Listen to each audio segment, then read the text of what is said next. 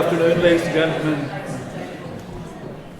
Good afternoon. My name is Iggy McGovern. I'm a professor here in the School of Physics, and it's my pleasure to welcome you here to the Schrödinger Theatre for a very special lecture.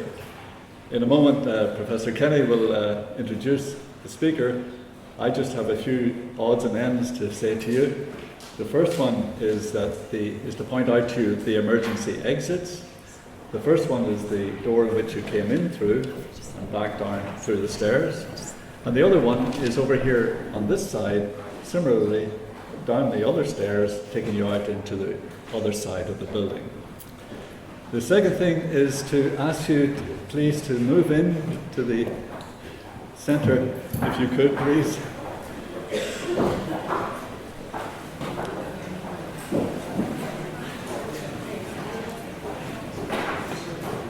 This theatre has no rear entrance. The idea is to eyeball students as they come in late and give them a hard time, but it is a little bit inconvenient for our more respectable visitors.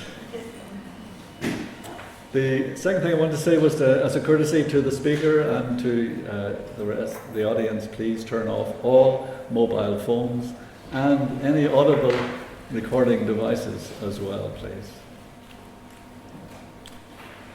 Third, I've asked to, and I'm a little embarrassed about this, there are toilets in the building. There is a ladies' toilet on the half landing here, one ladies' toilet on the half landing. There are gents' toilets, more than one, on the ground floor, just to the right of the entrance to the building. The theatre has been used for many, many events, particularly this Year of Science.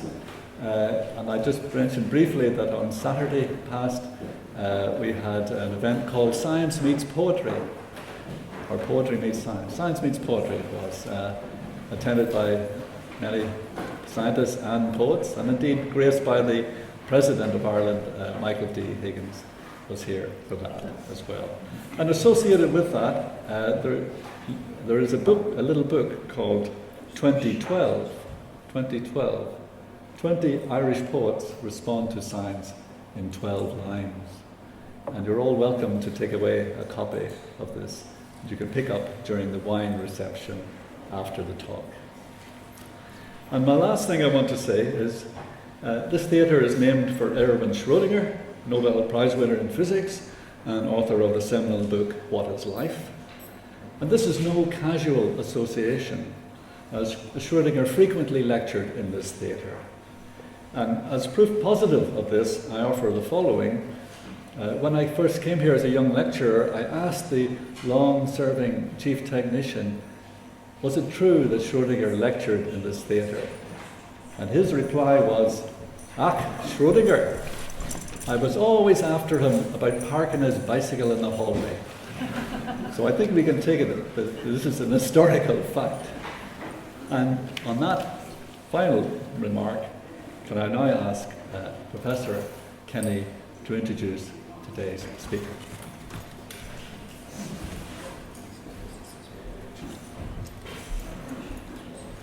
Thank you very much, and thank you for enabling this talk today in such a lovely theatre.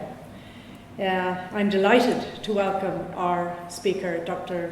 Walter Bortz. It's a huge honour for us in Trinity to welcome you, Dr. Bortz, and because his career is so long and illustrious, we've left a printed copy on by each of you to detail some of the features. It's particularly important for us because Trinity has identified ageing as one of its major areas for strategic development and has committed a lot of time and support to ageing over the last few years. It sees ageing as a means of, as a university, impacting significantly on society and on policy and truly changing our society in Ireland. Our mantra is to make Ireland the best place in the world to grow old. So you're very welcome to join us when that does eventually happen, if ever, to you both. To that end, we have now 120 researchers actively working in ageing in Trinity, from basic sciences right through to health and social policy and economics. And one of our flagship projects is the Irish longitudinal study of ageing, about which we were speaking earlier, and a number of the young researchers from that project are here to hear Dr. Bortz today. Dr. Bortz's own career is remarkable, and as I say, it's been outlined there. He's certainly a leader in his field, and you must reflect on the time that he entered geriatric medicine. It almost did not exist as a specialty. So it required someone of huge vision and a Renaissance man, really, to make that decision. And he was telling me earlier on that he was very clear that he did not, in his role as a physician in geriatric medicine, want to be perceived, or his specialty to be perceived as a subspecialty, but rather a specialty in its own right. And actually, that very vision is now coming to fruition in training programs in the US and Canada, where trainees of all specialties in medicine are required to spend some period of time training in geriatric medicine rather than the reverse. He's had many awards, including a Lifetime Achievement Award as recently as 2007, and has published in many prestigious journals. And yet, he has a very fresh, unique approach to diseases in ageing, and indeed to preventative medicine and extended healthy life years and ageing, which I'm sure he will share with us now. So without further ado, I'd like you to give a warm welcome, please, to Dr. Walter Bortz.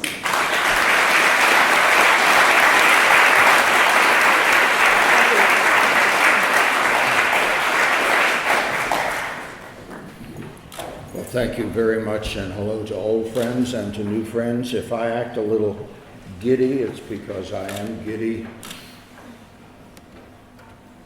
Danny Kaye, when he was conducting the Boston Symphony Orchestra, said if I were any happier, they'd have to lock me up. So I stand here with great excitement and great pride just to be in these halls and to be in the memory of Schrödinger, who is, to me, one of the great men in my life. I first learned of him when I was giving a lecture in San Francisco at the Fairmont Hotel about my grand vision about what it was. I was trying to figure it out, and somebody said, "Have you read Schrödinger?" I said, "Who's he?"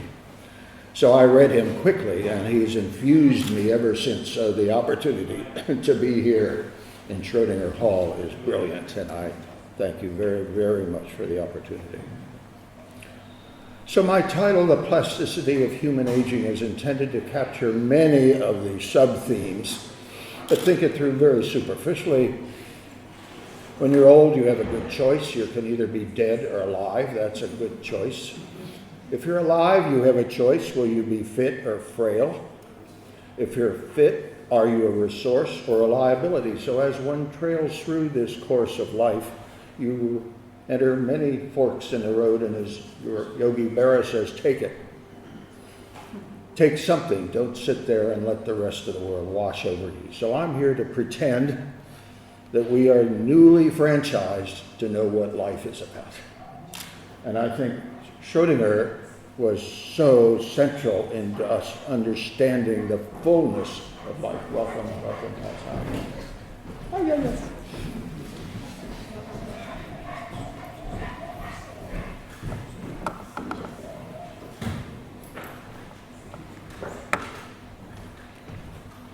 Already bollocksed up.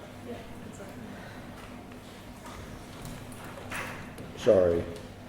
There we go. Yeah. So my real hero is Aristotle. Aristotle inherited Homer and Iliad and Odyssey, and he said, no, so the truth is revealed not through mythology, but through knowledge. So that was the central contribution that Mr. Aristotle gave to the rest of us subsequent. He said, the world is knowable. We need not rely on extraterrestrials to take us along the course. It is knowable. And that is a central course of commitment, cannot be overstated. So then one of the central things that Mr. Aristotle started in his era was science. Before Aristotle, there was no science, and he then wrote a book on physics. Now, his physics was markedly different than ours, but nonetheless, he saw it as something to be known, and that sort of a conception was brilliant to the rest of us because it franchised us. That was a license to know. So then we go through these other eras, as are described on this slide. You come down here to Mr. Newton, and Newton described just about everything. But Keats wrote a poem called Lamia, in which he lambasted Newton for unweaving the rainbow. He says, Newton, why did you do that? I don't need to know how many angstroms there are on the left side of a rainbow or the right. It's a rainbow. Let it exist as a rainbow. Richard Dawkins takes him to task, says a rainbow does not lose any of its ineffable beauty. By being described, it achieves greater sense. So I've captured that we now know what a life can be, and we have not demeaned it by knowing its quantitative elements, but we have exalted it, because now we can do something about it.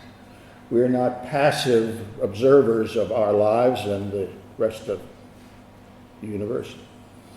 So we go through these, and I put this up just to give you the recency of our capacity. Now, Darwin gets a little credit. Darwin put the species in it, but he didn't know what life was. We didn't know what life was till Mr. Schrödinger. And this book that he gave us, to me, is the second most important book ever written. What is Life? And I have a little copy in my library at home. Here he is. And we're sitting in his presence. There's his book. But he's had a lot of comments after. And one of the major ones is by Freeman Dyson, who's my friend. Dyson has the Einstein chair at Princeton. He said Schrödinger was powerfully present, and he unleashed a whole knowability of life to us. But he was pretty shallow. He said, really, and then Dyson wrote this book, Origins of Life, and he splits Schrödinger in half. Half of it's replication, reproduction, and the other is metabolism, the gear wheels. Now, Schrödinger, being a quantum physicist, had much more comfort with replication, and he had great foresight. He said that the way life's replication can work is through an aperiodic crystal. Now, somebody to come out of an aperiodic, so the aperiodic crystal turns out to be DNA a few years later. But Schrödinger knew that way before Watson and Crick. I mean, they just kind of went through the motions after Mr. Schrödinger said what it's going to be. So he had a replication very well laid out, but he didn't know anything about metabolism. He guessed there was some, and what it was, he said,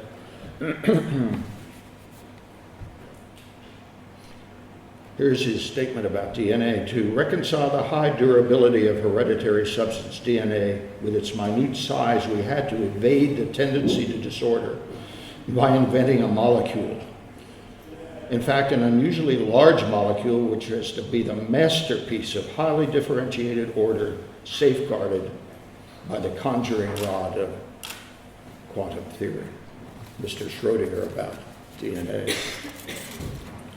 He goes on to write, living matter, while not eluding the laws of physics as established,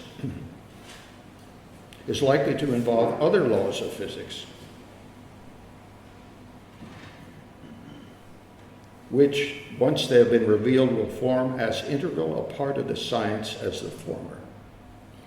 So Schrödinger has us poised to know, to crack out. Now, these are the three parts of Schrödinger and what is life.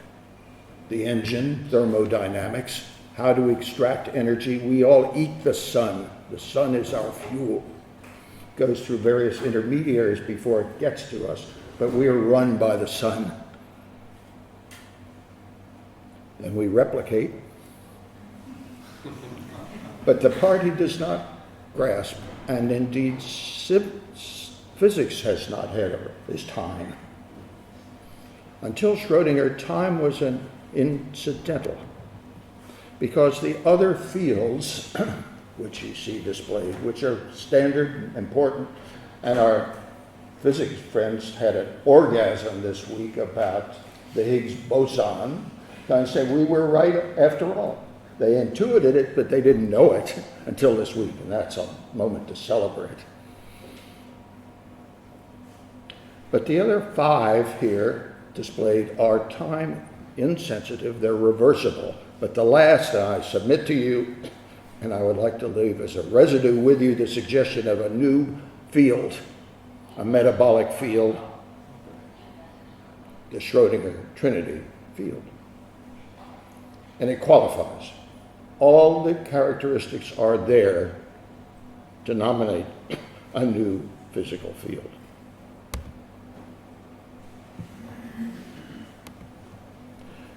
Now, once you open up the hood of the organization of a body, this is what you see. How do you get from sunlight to us? And this is the formula. We capture energy. Every cell, we have 10 trillion cells. Every cell has on its surface what are known as receptor sites. Receptor site is like a TV antenna ditch. It's catching. Your retina now has thousands of receptor sites catching the photons bouncing off of me. Your auditory, your eardrum is hearing me through receptor sites. It's going back your auditory nerve to your brain and you're hearing me. So it's all an energy transduction. So this is how it all happens. And we have this down at a molecular level now. We know the molecules, we know the energetics, but this is how it works. We become what we do, not how we're born. And one of the side errands that has obscured us from this search has been genetics. And we were captured scientifically by the genome. And Stanford has big celebrations of the Nobels that we've won on the genome. And I said, it's not that important. Because it ain't the cards you're dealt, it's how you play the hand. A gene itself is really quite inconsequential by itself. It's the field that's when it's... I wrote a blog called Exercise as the Oboe's A. I'm a classical music nut, and I've been going since I was knee-high to a grasshopper. And you know, as the concert, before the concert starts, everything's chaos up there. Everybody's tooting and fiddling and pleading. And then the concertmeister comes out, and all of a sudden you hear, "Eh." Everything comes to order. So the orchestra comes to order, and symphony results. Exercise is the oboe's A. All of these receptor sites are waiting for a metabolic signal and listens in. Why is exercise good for everything? Why is inactivity bad for everything? It has to be a field. It's not a component. It's an energetic field. It's a consummation of an organism. Parts of medicine is renowned for its reductionism. We have doctors for everything. We have doctors for the left eye, the right eye, the left ovary, the right ovary. But aging and geriatrics denies that. We must look at the whole, not whole just at a moment, but the whole in a process. That's where geriatrics earns its credential. Now, a very personal story, if I might. When I was in my 30s, I pulled my Achilles tendon off snap skiing at Stowe, Vermont, and I was dragged down the mountain by the ski patrol to the delight of my kids, who looked at their clumsy father being dragged down the mountain. And the long of it was, after my right leg came out of its long leg cast after they sewed me up, I looked down at my right leg and said, my God, whose leg is that? That's an old leg, it's painful purple, withered. I said, that's not my leg. But I looked at the other leg and it was just as old and it was fine, nor was it because it sewed me up, because you could have put the cast on a good leg and the same thing would have happened. So that profound observation set me on the search for what is the homology between disuse and aging. Why did my leg go old in a cast? It's not a disease, it wasn't genetic. Why was my leg old in a cast? So I went to the Stanford libraries and I got out all the books on aging. What happens with aging to your heartbeat, to your EEG panels, to your testosterone, everything. I then also went down to NASA, which is around the corner from Stanford. Got out all the books on space. And space science was born then. So there was a crash program. What happens when you go into space? Big literature on it. Same sorts of parameters, vision, hearing, cardiac output, coagulation, the whole thing. You put the two things on a table at Stanford Library and they're the same list. So aging and disuse have very real homologies. Nothing in the textbooks. You go into geriatrics textbooks, nothing there. Why is it? So it then got this noggin of mine going. What the hell is going on? Well then, what is aging? What is aging? Give me a terse 5-word definition of what aging is: the effect of an energy flow on matter over time. Aging is the effect of an energy flow. It's not confined to biology, it's universal. Canyons age, Chevys age. So what is the definition that transcends biology? It's the second law of thermodynamics. So I turned to the master of the second law of thermodynamics and said, that's it. That's what aging is. Aging is an assertion of the second law of thermodynamics. It's not a disease, it's not genetic, but it's a field. It is something that happens that we're all inevitably involved with. I wrote my first book, I wrote under the tutelage of Norman Cousins. Norman Cousins was a great literary, humanistic person, and we became closely bonded. And he used to tell a story of Johnny, who was a very dissolute student, who was over in the corner working. And his mother said, that's not like him. What's he up to over there? Johnny, what are you doing over there in the corner? He said, Mom, don't bother me. I demand this minute you tell. Okay, Mom, if you got to know, I'm drawing a picture of God. And she says, that sounds like something you'd be doing, because nobody knows what God looks like. He says they will when I get done. So I've captured that. No one has known what a whole human life has looked like until now. We are the proud possessors of being able to paint a portrait of a full life. We've never had that before. We didn't know how long we could live, nor did we know the constituency of the shaping features before Alpha and Omega. So this book I wrote, We Live Too Short and Die Too Long, and then my second chapter here is Why Things Grow Old. And I then mobilized, this is 10 years ago, Schrödinger. I wrote about him in my chapter here, and it never got much traction, because science, particularly medical science, has no recognition, comfort with physics. They spook us. We get afraid that we speak a different language. I gave a very major talk at a place in America called the Santa Fe Institute. It's where the Kornbergs and Letterbergs and hang out, Feynman. And I went down there to try out my ideas on what aging and and they said, of course. What else could it be? That has not penetrated anywhere into the medical reality at all. Because aging is still in most doctors' pharmacies' mind. Hopefully they want it to be a disease, because then you can treat it. You can repair it. And my medical profession, and I will talk a little bit about it later, is essentially a repair shop. But it has not exploited this new knowledge. We now have this profound knowledge of what a whole human life can look like. This is a paper I wrote in some journal called Redefining Human Aging, and I was kind of proud of the first sentences. It says, a grandfather's clock stops running. There can be three things wrong with it. It's broken, take it to the repair shop. It's worn out, junk it, or it needs to be wound up. And so it's in this winding up part that attracts me so much, because you go to the Serenity Prayer and say, change what you can, accept what you must, but know the difference. And we are almost infinitely capable of being wound up. And I will introduce, before I had intended to reveal it to you, Bortz's law. Bortz's law says it's never too late to start, but it's always too soon to stop.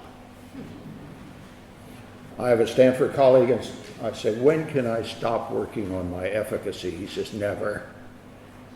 And that's a message that we must learn and grapple to ourselves, because there's no expiration date on caring about your well-being. Geriatrics is almost unique in medicine as having a time dimension. Most of medicine is time insensitive. Pediatrics, of course, has a time sense to it. Now geriatrics imposes it inevitably. It's not how old you are, it's how you are old. It's a quality of life more than it is a quantity of life. This is a little paper I wrote back then in which I captured Mr. Schrödinger. I said, what's aging? Aging's entropy. I was a good friend of Linus Pauling's, and actually I was, inside story on that, he didn't like Schrödinger's book either. He thought it was naive, because he thought aging had to do with molecular bonds. And he said, I'm going to rewrite that. Please rewrite Schrödinger's book, Linus. Will be one of the most important books ever written. And he said, well, I don't write books like that. I have in my library at home a letter he wrote to me just before he died, said I'm going to do it. But at age 95, he never made the errand. But only to emphasize that he didn't like my paper, Aging is Entropy, either. He thought it was undue license with the language. He said entropy is confined to a cuvette kind of thing. I own entropy as a chemist. You can't use it that way. And I disagreed with him because I think it fits. Entropy, you know, is that inevitable flow away from heat. It's heat loss. So I wrote this paper, which brings me to fitness. And I guess if I have an errand to I say that fitness is the inevitable answer to growing old. We now know about BDNF. Do all of you know about BDNF? Brain-derived neurotrophic factor. It's miracle grow for the brain. The best avoidance of Alzheimer's is what? Exercise. It gets your BDNF from out of your hypothalamus up. So all of our neurologists at home now, if you're afraid of your memory, get out and run around the block, because it stimulates BDNF. Why does it? Because of the field effect of energy flow on matter over time. It's working on it. It's the inevitable gene expression device. Now this is simply a very wonderful slide out of Steve Blair's work when he was at Cooper. Has this VO2 max. Oxygen use is our most central biomarker. We do a lot of things. We think, we eat, we reproduce, we digest. But the single most important thing this carcass does is take oxygen from our atmosphere, transduce it through all of our channels, and eventually to the mitochondria, where it's used to fuel us. C6H12O6 plus 6 O2s gives 6 ATPs, hydrogen, water, and I lost it. Carbon dioxide, excuse me, let me go through that again. C6H12O6 leads to carbon dioxide and water and ATP. That's the fundamental equation. And so how do you measure VO2 max? Well, what you do is you put a clip on your nose or put a mouthpiece and you chase you up on treadmill and say, how well can I move oxygen? Extract it and move it all the way to the mitochondria. Single most important biomarker there is, because it's what life is. So when you do that to a group of people, thousands of people, and these are the data from Steve Blair. You see the difference of aging. A fit person of 70 is as an unfit person of 40, having nothing to do with genes, having nothing to do with doctors, anything, having to do with gene expression, how we modulate these millions of gene switches that are controlling all of our health and well-being. I had my VO2 max measured in Sydney 6 months ago by Maria Fiataroni, my friend down there, and she did this to me. She said, Walter, you're 50. I'm 82, but I said, that's right. My whole circuitry is a 50-year-old. My wife and I are about to run our 40th marathon in a couple of weeks at age 80. And there's nothing special about us. Don't think of it that way. It is a capability that we all have. And William James said, we live lives inferior to ourselves. So this carcass is able to do things far beyond what we credential it for. So we need to think these things through now. This is a new reality, a new paradigm. There it is. Now this shows the effect doesn't wear off. In fact, it gets stronger. If you look at this, you see until you're 60, being fit doesn't matter to your mortality. You're dying of other stuff. You're getting run over, you get AIDS or something else. So fitness does not confer any immunity to you when you're young. But once you get old, you better be fit. Because I have a real interest now in frailty. And frailty is probably the major geropathology, which is lacked definition. I wrote a paper called The Conceptual Framework of Frailty, in which I invoke precisely these issues. So you see, the older you get, the more imperative fitness is. Fitness for the young is an option. Fitness for the old is an imperative. So there's a tenfold difference, notice the log scale, between fit and unfit over the age of 60. I was a stern critic of a bill we had in Washington called the Medicare Drug Entitlement Bill. And that was for Medicare to pick up the drug bills of all people on Medicare. And I thought that was awful. So I called my senator up, Dianne Feinstein, and I railed at her. She said, Doctor, I don't want to hear about it. Call up Robert Graham, who was the senator from Florida, who was the principal sponsor of this. So I get on the phone and start ragging on his health staffer. I said, stop, stop, stop. I said, you're right, of course you're right. But we just got 30 million emails from the AARP because the AARP sells medicine.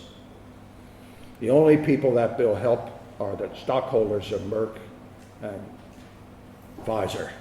Said old people don't need to take a pill, they need to take a walk. That is what, so I now have a suggestion that we embed a pedometer, and every time you have to pay your tax, you get a reading on your pedometer and are discounted because of this. When you're fit, you don't die. If you're fit, you don't get disabled. You don't cost any money.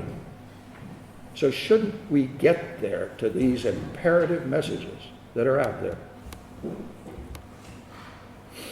So trying to wrap this up, then I say, okay, what's it all mean? What's between alpha and omega? What are the barriers? What are the positions of heart and health? And I would have you think of yourselves a moment as a car, be a Chevy or a Volvo or a Peugeot or whatever you want to be, and you're a car, and your well-being over your lifetime as a car depends on these 4 parameters. Your design, if you're a lemon coming off the showroom floor, you're not going to get home. Accidents, if you insist on running into things or over cliffs, you're not going to do well. Maintenance, 2 things, good fuel, bad fuel, enough fuel, too much fuel. How many RPMs, too many, too few. And finally, how old you are. So that's what I submit to you, your well-being will do. As a car, I say it's the same thing for your life. Exactly the same parameters. But beyond that, you can take these now and metricize them. You can put numbers on them. This is the health equation. Genes, does design matter? Well, how the hell do you know that? Well, we then did a study at the Institute of Medicine, which they had 10,000 pairs of identical twins. So if genes should be dominant, then identical twins should die simultaneously of the same disease. They don't. They die something like 6.3 years apart. Dizygotic twins die 6.9 years apart, and same birthday people die 7 point. So you turn a mathematician loose on that, and it turns out that heredity is about 15%.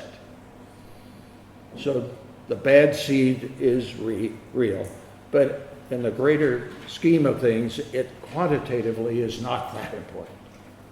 So file that. Genes are small. Extrinsic, well, clearly that's accidents. If you're gonna, I look at my life, I've pulled my Achilles tendon off, I had a tree fall on me, broke 4 ribs and punctured my lung, I fell off a donkey in Bhutan. So I've had my share of accidents and extrinsics, but theoretically they're preventable and not permanent if you're lucky. We'll come back to intrinsic, but aging then. Aging has a parameter, and my son and I, Dr. Walter Bortz IV, and I wrote a paper called How Fast Do We Age? Pretty primitive in question. And all we did was we went to the athletic records, got out rowing, running, swimming, and something, and plotted them on an age decline, and the decline of age is exactly the same in all of them from age 20 to 70, and that slope is 0.5% per year. Now that number doesn't say anything to you without some reference point, and the reference point is what I call our health space. Our health space is such that we have extra redundant function. We have 2 eyes, ears, lungs, kidneys, testicles, ovaries. You only really need 1. And the reason for that is survival. If you lose 1, it's good to have some reserve. So you don't operate just at basal, at idling. You have reserve function you need. So we have redundancy. Now it turns out we start at 100% of function of all these at age 20, 30. We start losing. And it's not until you get to 30% left, you lost 70%, does it become symptomatic. You don't see so well, hear so well, short of breath. When you've lost 70% of your starting allotment, then you're short of breath. Another 10% and you're dead. So the standard clinical contact point between physician and patient is between 20 and 30% of starting allotment, which is a good news, bad news story. Like a bank account when you got $150,000 in your checking, big bender, when you only got $1.50. We don't know how much is in our health account. We know how much is in our checking account, because that's not our job, that's somebody else's job. But now we know how big our health span is, and from aging, we're debiting it at 0.5% per year. So at age 30, if you're 100% and you're only losing 0.5% per year, by the time you get to 80, you've only lost 25% due to aging, which is negligible. I'm running marathons at 82, not as fast as I used to be, but I'm still getting to the finish line. So aging is a factor, but back to Steve Blair's, if you're not fit, you don't lose at 0.5%, you lose it at 2%. So you go 35 years times 2, you're dead. 35 times a half, and you're still very functional. So aging is plastic. Death is inevitable, but aging is negotiable. It's not fate, it's choice. Choice depends on knowledge, opportunity, and incentive. So we need to build a system that has all of these. We now know how long we can live, what it takes to do it, but where's the goose, where's the cattle prod that can take us from this uninformed, kind of insolent, derelict situation we're in now to living a full life. Now, this is a slide from Steve Schroedinger, who's the head of the Robert Wood Johnson Foundation, and said this is what it's all about. You see what a small component of it's a medical system is. Now, we don't want you to know this. We want you to think that we're in charge, that we've got you in a box somewhere, and all you have to do is kind of treat us gently and pay us well, and you're okay. Not so. 55% of our overall health is dependent on choices made, informed or not. So I've aggregated what happens when you're not fit, and they come into these 6 categories, and you all can derive that yourself. And it's all what we see. Now we have other numbers on it and other names for it, because we can't bill for the disuse syndrome. I can't admit somebody to Stanford Hospital and say, pay me for disuse. If you have a heart attack, if you've got disabling arthritis, if you have all of those things, I can bill you for that. But if you're disused, but what is the answer? I wrote this book last year, Oxford University Press, Next Medicine. And it's my revolt statement. Thomas Kuhn wrote that important book, The Structure of Scientific Revolution. Says whenever a society recognizes that what's out there is not right, it is obligated, morally obligated to do something. It cannot keep palliating and turning the cheek. It must stand up and say, enough already. And we use, pardon the expression, the American Revolution as an example. When we couldn't stand the Brits any longer, we said, enough. So you needed 2 things to have a revolution. You needed agreement. So Massachusetts had to get together with Virginia, with New York, Philadelphia, Pennsylvania. You needed agreement among the aggrieved that things are rotten. First, a demand. Second is you must have a replacement paradigm. You had to replace something. So we signed our names on a document in Philadelphia in 1776 called the Declaration of Independence. We hold these truths self-evident that all men are, you know that. But the second one is a replacement paradigm. So we met again in Philadelphia in 1783 and produced our Constitution, which gave America democracy instead of monarchy. The replacement paradigm was democracy instead of monarchy. And we're proud as Americans that that is our heritage. But medicine is in trouble. And my next medicine book goes length through all of its difficulties. And they're replete, and I need not go over them with you. It's expensive, it doesn't work, but it's worse, it's irrelevant. It sells the wrong product. Medicine is capitalism, we're capitalists. So do you blame capitalism? You can't blame capitalism, it's too primal. We need it to keep the gears going. But capitalism has to sell the right product. And the right product should be health instead of sickness. But America's system, of which I'm a card-carrying member, is a disease system. We want you to be sick because we can charge you for it. Stanford is a body shop. You come in and we'll take your dents out and we'll replace your valves and oil you up, and here's $80,000 for it. Thank you very much. It should be about prevention.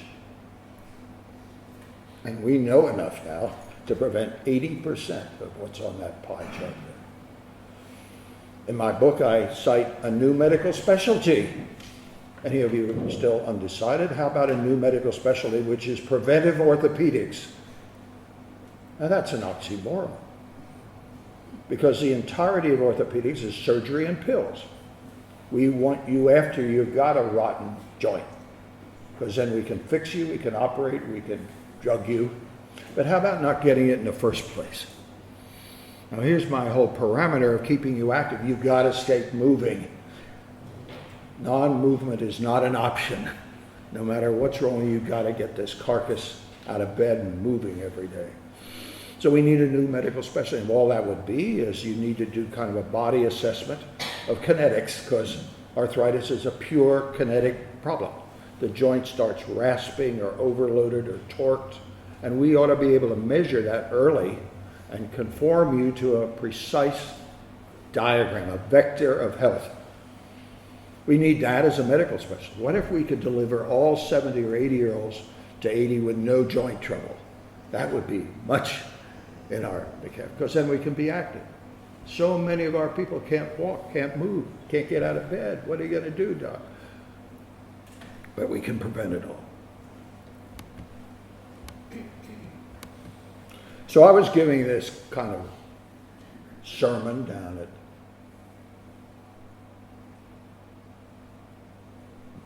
Meharry Medical School in Nashville, Tennessee, Meharry. Very important because it's one of the only two surviving black medical schools in the country. And I was there doing my shtick on successful aging. Thank you very much, ladies and gentlemen. This is what success. I was kind of, but in mid-lecture, I looked at my audience as you. Said, oh, second-year medical students. I said, holy moly. I was a second-year medical student yesterday, 60 years before. Look at what's happened in those 60 years, the effective time in medicine. When I was a second-year medical student, we didn't know about DNA. We just got insulin. We barely had we were dangerous back then. We didn't know what we were doing, and what we were doing was probably wrong. So knowledge was terrible. And what these kids know, I mean, I wouldn't be able to even to get the first question out were I challenged to do so. But the second difference was money. When I was in medical school, the medical system of America cost 2% of the GDP. Now it's 18%, and it's going up like this. My father, my wife's father were paid by barter. Boxes of cherries and oil paintings. Can you imagine me going to the Stanford accounting office with a box of cherries? So despite these huge demographic differences, they were black, young, female, and south. I was old, white, north, and male. So we had these big demographic differences, but the big difference was money and knowledge. So we were, here I was in the midst of these kids. I said, what am I doing here? I'm an alien in your midst. But then it hit me. I said, there's one thing that bonds us, that bonded Galen and Hippocrates and Pasteur and all future physicians, is the mission of medicine. So, ooh, that's pretty good. Everything's different except the mission hasn't changed. It's the same damn mission forever. I said, oh, that's pretty good. I said, what's the mission of medicine? I've never seen that. I've never taught that. It's not in any textbook, so I made it up. So I offer it to you, and I like it a lot.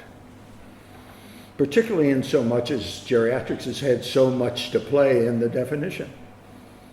When we were kids, we didn't know how long a person could live. We didn't know why. We couldn't put those parameters up there. So now we know what the human potential is. We all ought to live to be 100. Do you know on the reverse side of your birth certificate, there's an expiration date? And it's 100 years from your birthday. That's what your franchise is. All of your biologic prehistory has given you 100 years if you don't mess it up. So it's your responsibility. I was on the Today, on CNN a while back, and I was beating my chest of how we're newly franchised with this information and how fortunate we are. We all live to be 100 and healthy and sexy and creative and self-sustaining. And I thought I did a good job, kind of a Johnny Carson kind of a monologue. And so the hostess gives the mic to this lady in the front row and says, Tully, what do you think of what the doctor just said? She said, I don't believe a word he said. He said, every time I feel like taking a walk, I lie down. And I love fat. And she showed ample evidence of that. So she had just taken great satisfaction out of puncturing this pompous professor from Stanford. And so the hostess says, Dr. Bortz, what do you say to that? I'm on camera with my mouth agape. I go, blah, blah, blah, blah. What do I say to that? And so what I say is, as an American, I must respect the right of anybody to say what they want. But I immediately identify that rights come from responsibility, and when you're not responsible, you forfeit the right.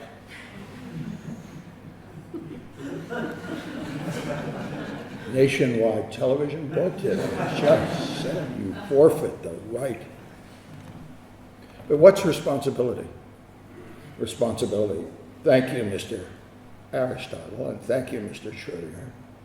Responsibility is knowledge. Ben Franklin said, how can you hold a newborn responsible? We're not immature anymore. We're now newly matured into what a human life can be. And Carl Sagan said, understanding is a form of ecstasy. So if I'm a little giddy, it's because of that. But I'll finish here with a little saying again of Carl Sagan, which is the preamble of my last chapter.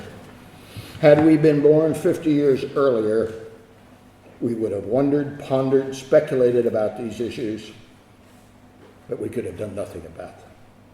Had we been born 50 years later, the answers would, I think, already have been in. Our children will have been taught the answers before most of them will have had an opportunity even to formulate the questions. By far the most exciting, satisfying, and exhilarating time to be alive is the time in which we pass from ignorance to knowledge on these fundamental issues. The age when we begin in wonder and end in understanding. In all of the 4 billion year history of life on the planet, in all of the 4 million year history of the life of the human family, there's only one generation privileged to live through that unique transitional moment, and that generation is ours. Thank you.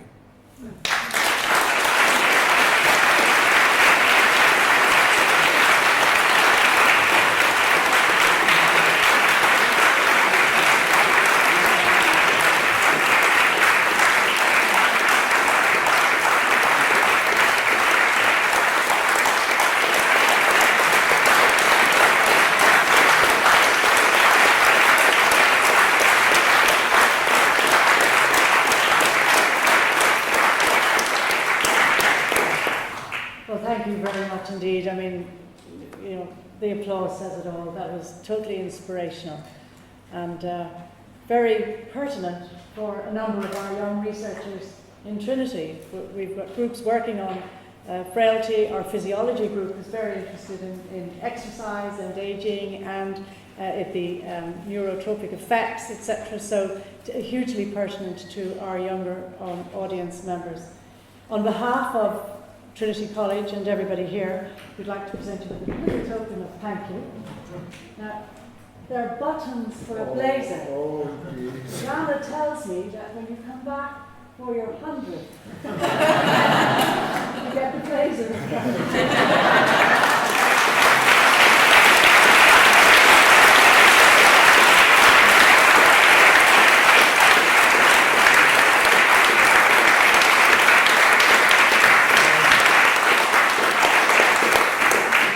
And we'd like to invite you to join us for a reception now. Pardon? Do you want questions? Oh, you do want questions? Oh my goodness, of course. I thought that might be. That's wonderful. Okay, so are there? We'll have some questions then. Yes, Robert.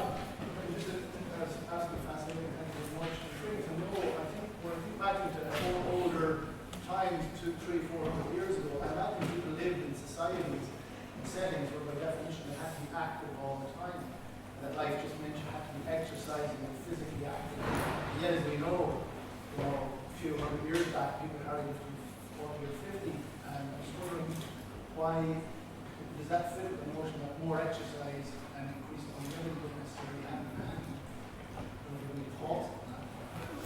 Well, we used to die of infections, cholera and TB and smallpox. I mean, there was a scourge upon us. And that's what killed us. And if we were not fit, then you went very quickly. But we don't die of infections anymore. We're now dying of diseases of civilization. My wife and I have done a lot of third world travel. I spent 6 months with Richard Leakey. And we were all born free, and we're all zoo animals now. We're behind bars, and periodically our keeper comes through and throws some lard through the bar. And so we're just going this way. Today I saw on TV as I was walking through a bar that there's a study out of the cumulative effect of inactivity in the world. And I just came back from Beijing last year. I tried to run the Beijing Marathon, They stopped me halfway because I'm so slow. So here's this gray-haired guy in underpants running around Beijing. So I didn't make it, but there, you think we got trouble here. Yeah. How about 500 million overweight diabetic Chinese, or 400 million diabetic Indians? So it's global, because we're captured by this notion that somebody's going to take care of me. I did publish my 8th book this week called Occupy Medicine. It says who's in charge. Everyone thinks somebody's going to take care of it. Wrong. There ain't nobody going to take care of you. No drug company gives a damn about you. Stanford Hospital doesn't care about you guys. Hospital doesn't. You're the only person that can be franchised. And now, fortunately, we know enough. Long answer. Another question. Yes. Hi. Personally, I'm an advocate of fitness for life, like yourself. But one question, comments. John Kabat-Zinn of the Mindfulness Institute in Massachusetts he promotes the idea of participatory medicine. You know, I like your idea of taking care of yourself, preventing, like looking after the car, making sure it doesn't break down. What he promotes is basically 8-week mindfulness courses, meditation courses, to keep your mental health and your physical health. So in terms of the kind of holistic approach of, let's say, somebody who would do yoga, meditation, and go for a run or go to the gym every day, the separate comments that's what you would be promoting. Would you have any suggestions for tools that people would have, apart from just? Well, I'm at a career moment. People are always trying to get me to reduce it down to our daughter Gretchen's a very severe critic. Said, "Daddy, you talk too much." So I thought, I said, "Gretchen, I got it down to 2 words. It's guts and smarts. You got to have guts to grow old, to claim life. You got to be bold, but you got to be smart as well as have heart if you want your whole tale to be told." So it's guts and smarts. And the brain is a muscle, and so the only thing I hold against meditation, which I think is fine, it ain't aerobic. So your arteries don't know when you're thinking good thoughts. So I like to think that when I'm out there running, I'm just in some sort of a trance state. So I celebrate the idea, and it's right, obviously. These 110-year-olds now, almost a singular uniting feature of them is mattering. Do you matter in the world? It's ironic, our institute that we're developing here, we're calling it the Engage Institute. Ooh. So that's fantastic.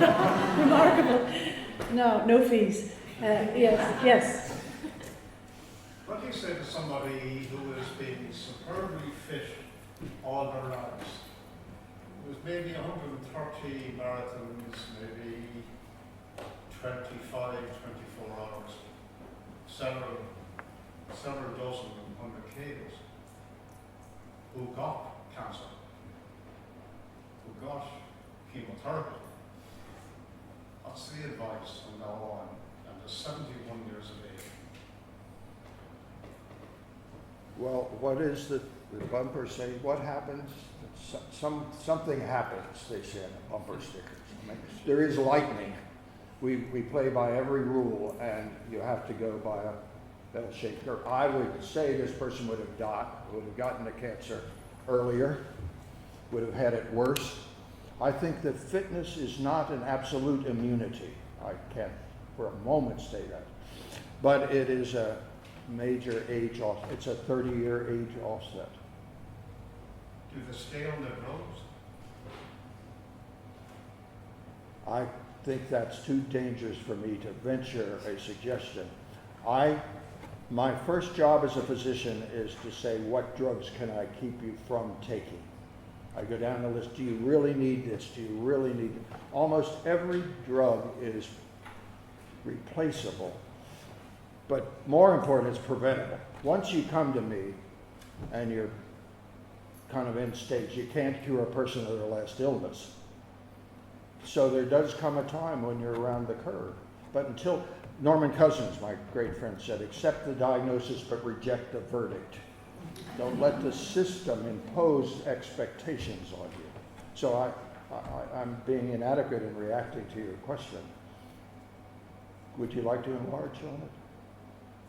No, that's fine. Because long term is continuous growth. If the expectation originally without treatment was 30%, and the expectation with treatment was 70%, doesn't it work out roughly in the end to be the same? I just had a very powerful personal experience in my family. Our eldest of 4 children, Dana, wonderful kid, had a bellyache. And she turned herself in for a CAT scan of her belly, and here she turns out to have a 3-centimeter lesion in her pancreas. Now here am I, the exalted internist, supposed to say, what the hell do you do with a 3? I don't know what that is. So we get in the hands of a guy at Stanford by the name of Jeffrey Norton. And he says to me, Walter, I'm sorry, your daughter needs a Whipple operation. Now, a Whipple operation is as big as it gets. It means taking the head of the pancreas out. It means taking the duodenum out and reformulating all the gut tubing. It's huge. And I said to Norton, you're not doing a Whipple operation on my daughter. Everybody I ever had with one is dead either before or after the fact. He says to me, Walter, you're old. Said, I do 3 a week. He did Steve Jobs after the fact. I wrote a blog about Jobs. I said, the irony of Steve Jobs. Isn't it amazing that this man whom we revere as probably being the greatest communicator in history died of health illiteracy? He had cancer 9 months before, and he selected to take herbs and meditate. He should have had surgery and it'd be a lot. Steve Jobs should have health illiteracy on his death certificate. So that's our job. Thank you. Yes, question here. Do you follow a particular diet? No. Any supplements? No, I do not. No, I have this thing. If you're fit enough, you can eat lard. And I think that's a good note for us to end on and to go down for the reception. Thank you very much.